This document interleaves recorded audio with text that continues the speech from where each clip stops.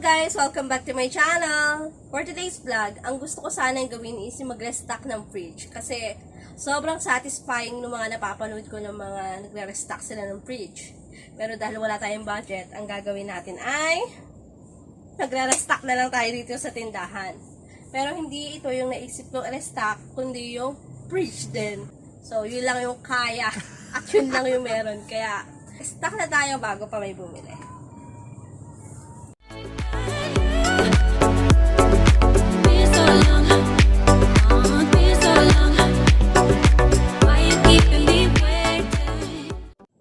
Ito nga pala yung ref na i-restock ko. Bakit ba may magnet pa natin?